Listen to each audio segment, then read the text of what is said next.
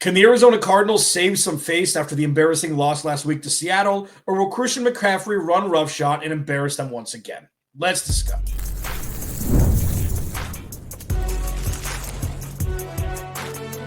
You are Locked On NFL Crossover, part of the Locked On Podcast Network. Your team every day. Thursday, Alex Clancy locked on Cardinals, Eric Crocker locked on 49ers. Thank you for making Crossover Thursday your first listen. Man, if you guys didn't know, Locked On is now the #1 podcast platform on the planet, and probably other planets too. Sources tell me probably other planets also. If you haven't appreciated football up to this point, you're an embarrassment. We're over half the way through the season. I don't care how well your team is doing or not. Appreciate football, and that's what Croc and I will bring to you today. Today's episode of Crossover Thursday is brought to you by Prize Picks. Download the Prize Picks app. Use code LOCKEDONNFL to get $50 in lineups after you play your first $5 lineup. We're going to do the normal rundown. We'll do keys to victory last. We'll do most important matchups in the second segment. Biggest storylines here. Eric Crocker has been talking so much about Christian McCaffrey and his love for him, he lost his damn voice. So bear with us. It's going to be good, and we're going to talk a lot about Christian McCaffrey. Start there, Croc. 90% of this offense is mapped around him at this point? Yeah, I think that was a scary thing heading into the season. Christian McCaffrey, we all know, pivotal piece in the 49ers offense. But, man, he's been having trouble holding up a little bit, almost like my voice right now.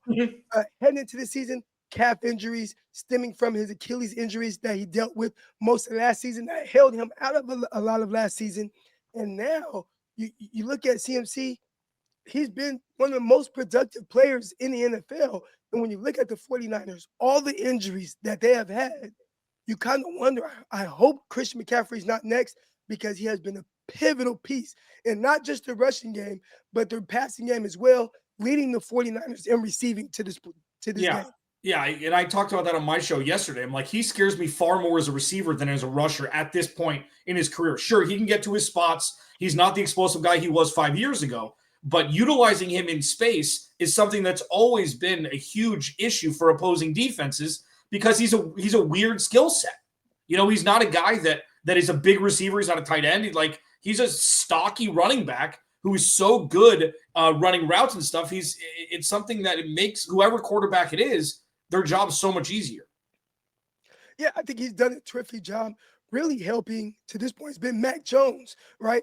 Mac Jones, a guy, he's not throwing the ball downfield, throwing all these bombs. A lot of checkdowns, a lot of underneath throws. I say checkdowns. I think they're kind of a little bit more designed checkdowns. This isn't an offense that pushes the ball downfield a lot, but he's definitely looking for Christian McCaffrey consistently to help him stay ahead of the sticks and keep the chains moving. Yeah, and it's interesting. When you look at these two teams, there's a lot of similarities on the field, roster-wise, injury-wise. These two backup quarterbacks playing, question marks surrounding, is the current quarterback a better option for the team moving forward than the one who's making $40+ million a year?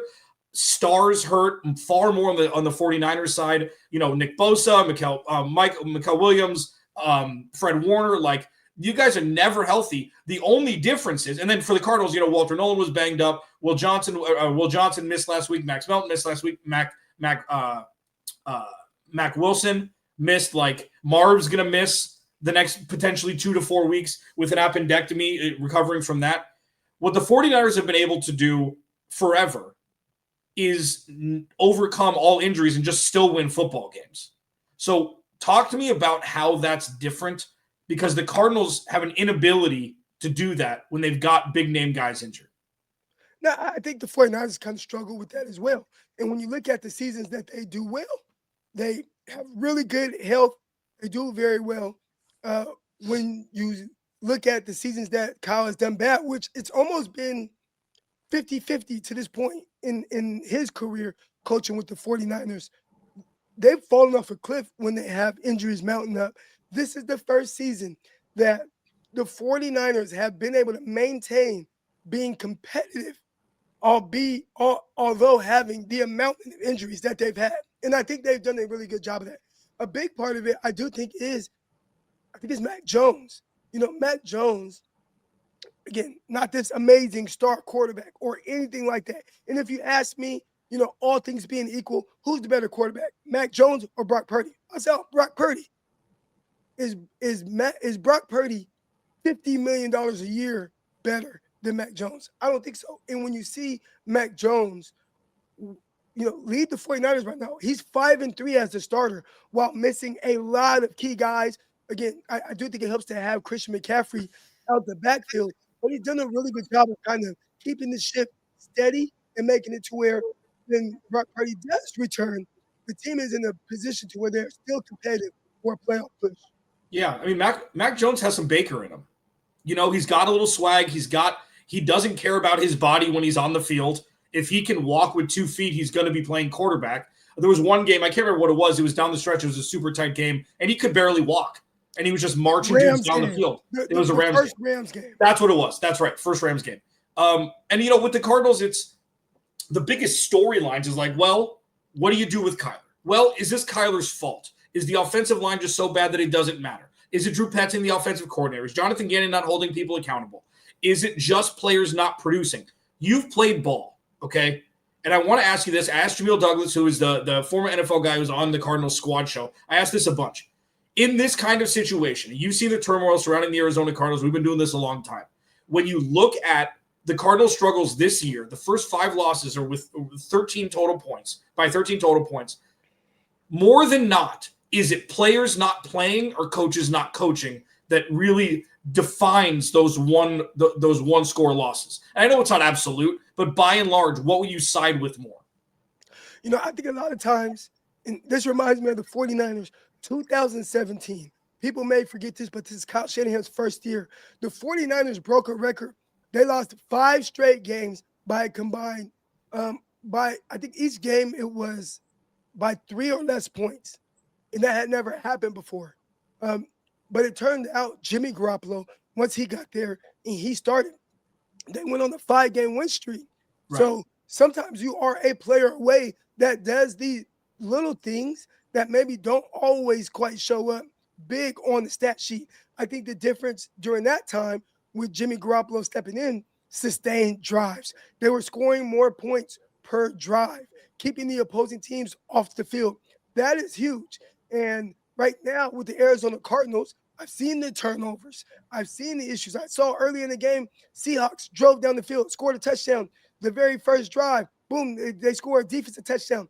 Those things really hurt. And a lot of times it's on the quarterback to kind of keep everything together. So it could be coaching. It could be some of the injuries.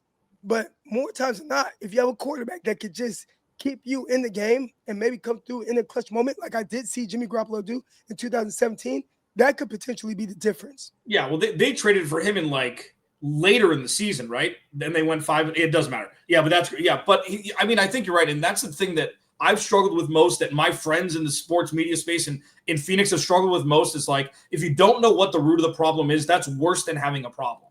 And it's you're pointing a finger at so many things. I make the joke, it's like a Men in Black, alien that has 9 arms. I need that to point the blame at all the things that could be going wrong. Regardless of what it is, there's a game going on Sunday. The 49ers are over 500. The Cardinals are not. This is a big NFC West matchup, and we're going to break down all of the most important matchups next on Crossover Thursday here. This episode of Crossover Thursday is brought to you by Supply House. When the opening whistle blows on a new repair, get your crew moving forward with Supply House. Order today and see parts on your doorstep tomorrow. Over 280,000 plumbing, HVAC, and electrical items for the most trusted brands in the business. Their real-time inventory and honest lead times keep you from punting projects, while their industry-leading customer service always has your blind side covered. It's the turnaround time. It's next day delivery. So you don't have to have a hang-up. If you need materials and you're well, I don't have time to go get a bunch of bulk materials, next day delivery. They've got it for you with the Trade Master program. Serious perks, priority shipping, dedicated support line. Visit supplyhouse.com to sign up for free and use promo code SHNFL5 for 5% off your first order. That's supplyhouse.com. Real people, real dang service. Today's episode is also brought to you by Prize Picks. I love Prize Picks. I know Croc loves Prize Picks.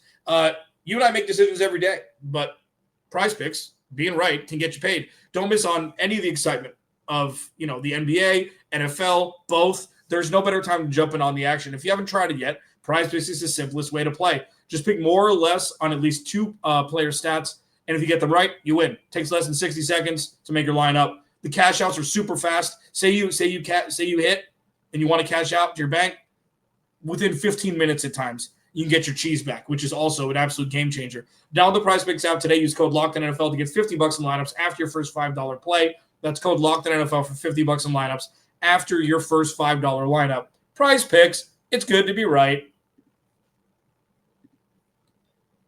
All right, Crossover Thursday, Eric Crocker, one of the duo that haunt my dreams every damn year. All they do is patronize me. All they do is talk crap. They don't do it, but I see it in their eyes. I know them well enough. Over at Locked On 49ers, no, they do a great job over there. Have been for a long time. Croc, I'm going to go first here with most important matchups because Robert Saleh is licking his damn chops. Okay, we've seen how to expose the Arizona Cardinals with Jacoby Brissett under center. It's the right side of the offensive line. So they'll be lining up on the left side for the defense. With Jonah Williams, it's an issue. The left guard, Evan Brown, is an issue. So I have a feeling that the biggest matchup for me, the biggest concern, in fact, with that is whatever semblance of a pass rush, if it's you on the edge at this point because everybody's hurt, like I don't care what it is, Robert Saleh is going to absolutely expose the right side of the offensive line for the Arizona Cardinals again, and that is going to keep me up at night until game time. That's the biggest one for me. I think at this point, it may have to be me or you, Alex. The 49ers are struggling to, one, keep guys healthy, keep them on the field. But two, they haven't had any productive pass rushers. You got to remember, Arizona Cardinal fans, Nick Bosa, done. Then Michael Williams, first-round pick, wasn't much of a pass rusher to begin with. We knew there would be some kind of transition for him, learning how to pass rush, but he was stout versus the run. He's gone. You know what I'm saying? Now, we'll see what Bryce Huff does. He's a guy that can be good coming off the edge, but he's been in and out. What is it going to look like with him coming back from injury? The 49ers have struggled to have any type of consistency with being able to get pressure on opposing quarterbacks. The days that I think a lot of people think of, 49ers, pass rush, those days are behind them right now. They were going to struggle with pass rush having Nick Bosa. You take Nick Bosa away, Michael Williams away, we'll see what Huff is. The 49ers are struggling to generate any pass rush. And I think it was very evident for anybody who watched the Rams game last week. Matthew Stafford was back there. It was almost like he was dropping back, reading coverages, reading the newspaper, having a little picnic, eating a sandwich, and then making throws to Devontae Adams while he was still out there. It was easy for Matthew Stafford for the whole game. The 49ers are going to have to figure out, are they going to blitz a little bit more? How are they going to generate pressure? Because it's not coming from the front four. It's interesting. Yeah. I mean, it's it'll be interesting to see because the Rams have a better offensive line than the Cardinals do for the most part. I mean, Paris Johnson Jr. is going to be the Trent Williams for the Cardinals for the next 10 years. I'm not saying he's going to reach that level, but he's the guy. He ranks 6th out of all left tackles this year in all of the important metrics. Christian McCaffrey, is he 30 targets, rushes or pass targets? Like, is that the number that they're really sitting on at this point? Like, is it that many? It's a lot. I mean, if you told me right now, Christian McCaffrey touches the ball 28 times this game, I would not be surprised. And that's been consistent with his usage all season long. I think the Texans limited his touches, maybe had about 8 carries. Really so I don't have the stats up in front of me. Yeah. Didn't have a ton of catches. That was probably his least productive game all season. But outside of that, he's gotten a lot of touches and targets. In the passing game, just last week, 10 targets through the air. So he's the guy that they're leaning on. Now, will that look a little different with, Brock Purdy potentially coming back? We'll see. Right now, they're trying to see, can he have 3 aggressive practices in a row? If so, you'll see him on the field. Will he continue to target Christian McCaffrey at the same rate as Mac Jones? If he's smart, he will, because that's your best weapon right now offensively. But he's had a lot of touches, and we all wonder how long can he hold up with it. But the 49ers kind of need that right now to win these football games. Yeah, for sure. I mean, and on the flip side for the Cardinals offense, something that should terrify Robert Saleh is Trey McBride, who's cementing himself as maybe the best tight. I think tight ends are only as great, elite as the targets that they get. It's like you can go like George Kittle is, I think that he still has the crown for this moment as the best tight end in football. Okay. It was Kelsey. It was him back and forth. And now Trey McBride is the next one. I know Tucker Kraft is there. Trey McBride is always open. Okay. Trey McBride is always open. No Marvin Harrison Jr. for sure on Sunday. He will get, and this is not, I'm not laughing. He will get 20 targets on Sunday. Like, this is not something that Jacoby Brissett is shy about. You look at all the metrics, you look at all those graphs to make everybody look smart because all the smart people do them for you. And then you see, oh, where's our player? Where's the Arizona Cardinals logo? Trey McBride, above expected numbers, meteorically just blows everybody out of the water the last few weeks. So he is going to be the focal point. He will be the first option and the second option for this pass attack. And Jacoby Brissett is going to throw the ball to him, most likely 20 times. It's going to be like a laugher, like Joe Flacco did with Jamar Chase on that game that broke the scale. So it'll be fascinating to see. I'm curious, what is Ricky Pearsall with him practicing and trending upwards of playing like? What does he add as an element? Like, I know that he's going to be the best receiver on the field for them if he's healthy, but does it matter? Like, is it mostly CMC and George Kittle, and then Pearsall could break your hearts with a deep ball once or twice?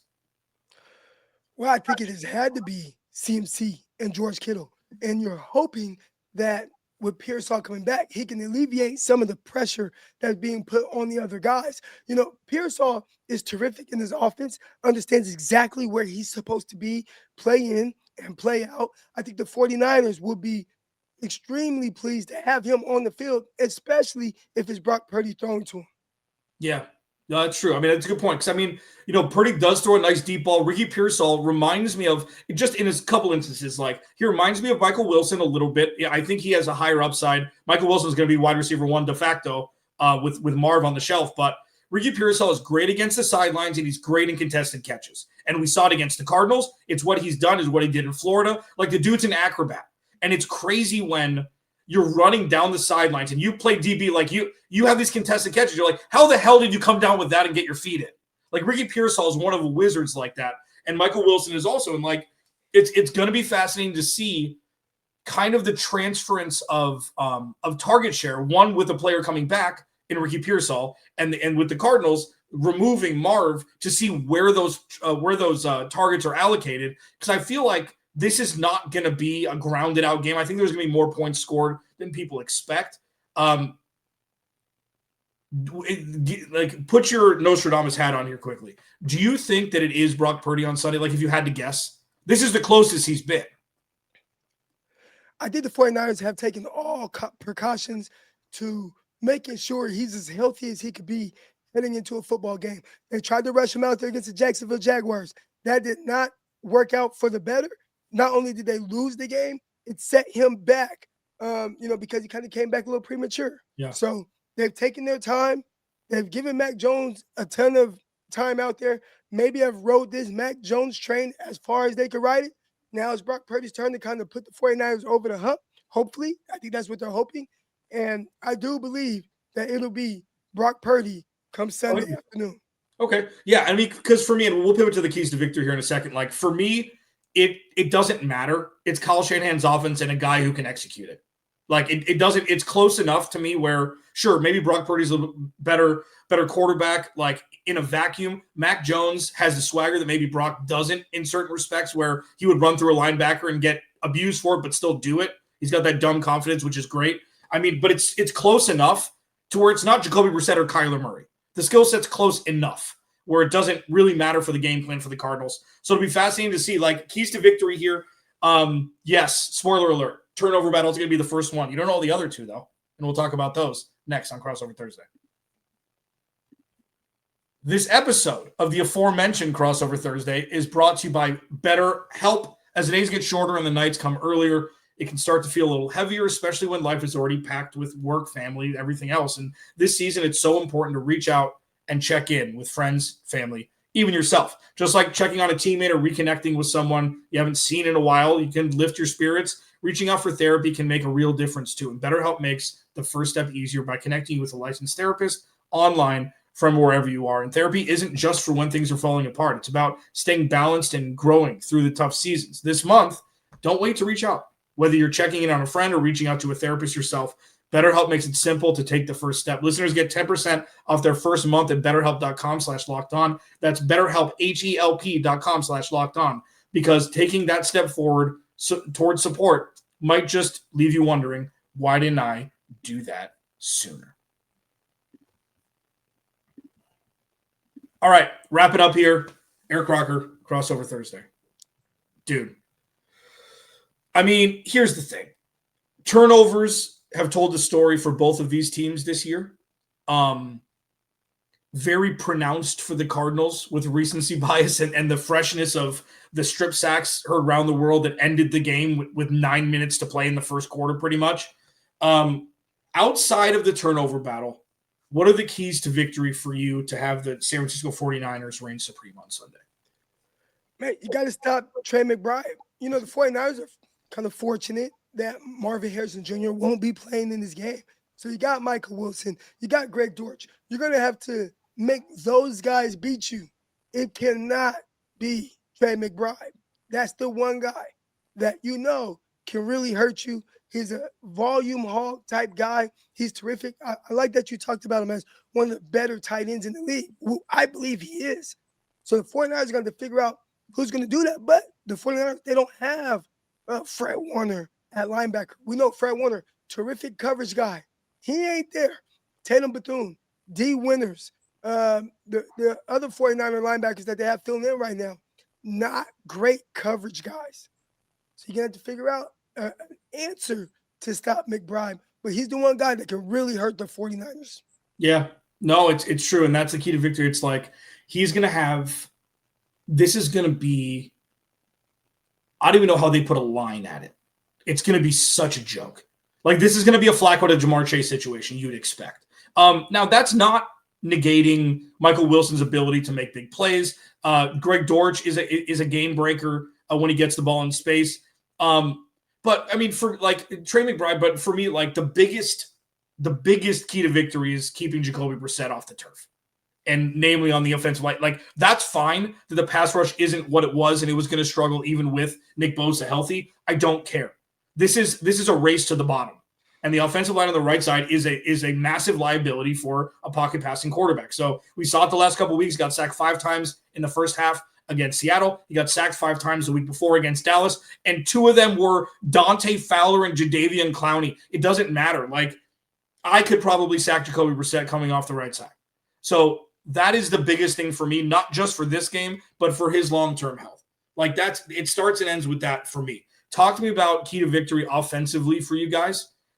Because, again, you say if Brock Purdy does start, that throws a wrench into what's been going on lately, even though they lost last week. Talk to me about what that offense could look like with him coming back. I think making Brock Purdy feel like he doesn't have to win the game. You got to get things going on the ground. You got to be able to run the ball. And the 49ers have been very inconsistent being able to run the ball with any type of real success. Christian McCaffrey, back there, he's probably having one of his worst seasons yards per carry wise. The holes aren't quite there. Holes aren't consistent. They've had some injuries up and down the offensive line. That's been a big issue. I think for the 49ers offensively, if they want to come out here and not put all the pressure on Brock with his first game back, you got to be able to run much better than you have for most of the season. Is Trent Williams borderline time to retire? Has he taken a step back this year? You know, he's one of those guys that every year you always wonder, will this be the year? Will this be the year that he takes that step back? And it started off not looking very good for him. But I'd say as of late, he has played much better and it looks a little bit more like the Trent Williams that we're used to seeing. Yeah, because that was always the stat. And listen, I'm cherry picking this, but it was always when Christian McCaffrey and Trent Williams didn't play, Brock Purdy couldn't win games.